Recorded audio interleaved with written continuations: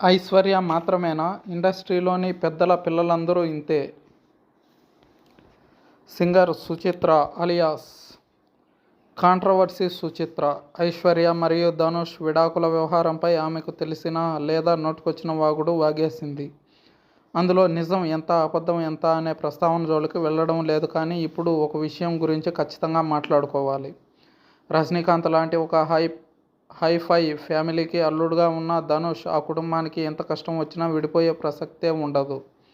దాదాపు 18 ఏళ్ల వారి వివాహ బంధానికి స్వస్తి పలికి ఒక్క విమర్శ కూడా చేసుకోకుండా ఐశ్వర్య మరియు ధనుష్ చాలా పరస్పర అంగీకారంతో విడిపోయారు. సుచిత్ర చేసిన వ్యాఖ్యల్లో నిజం ఉందో లేదో కాసేపు పక్కన పెడితే, అలాంటి అనేక కుటుంబాలు మన సినిమా పెద్దలవే అనేది ఇప్పుడు మనం మాట్లాడుకోవాల్సిన విషయం.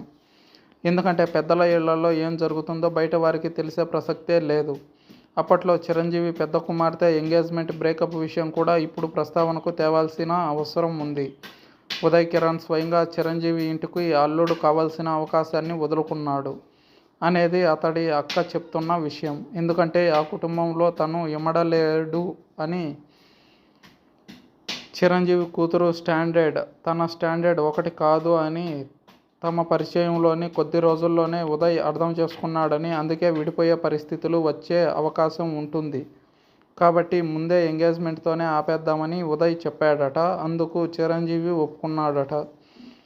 దీన్ని బట్టి ఇక్కడ ఏం అర్థమవుతుంది అంటే, పెద్దల ఇళ్లలోని కూతుళ్ళు లేదా పిల్లలు చాలా విచ్చలవిడి జీవితం గడుపుతున్నారు. వారికి అడ్డు అదుపు అనేది ఉండదు. వారి లైఫ్ స్టైల్ చాలా హై ప్రొఫైల్తో ఉండి ఎంతవరకైనా వారి జీవితం ఉంటుంది. అది కల్చర్ అని వారు భావిస్తారు. వారితో ఓ సామాన్య ప్రజలు ఎవరూ కూడా మింగిల్ అవ్వలేరు. అదే ఉదయ్ కిరణ్ విషయంలో మరియు ధనుష్ విషయంలో జరిగింది. పెద్ద హీరోల పిల్లల్ని లేదా పెద్ద హీరోల కుటుంబాల్లో పిల్లల్ని పెళ్లి చేసుకోవాలంటే చాలా విషయాలను ఓపికగా భరించాల్సి ఉంటుంది. వారిలాగానే మిగతా వారు కూడా తప్పులు చేస్తే ఓకే, లేదంటే ఆ కాపురాలు నడిచే పరిస్థితి ఉండదు. ఇప్పుడు ధనుష్ కాపురం కూలిపోవడానికి కూడా ఇదే కారణమని చెప్తున్నారు విశ్లేషకులు.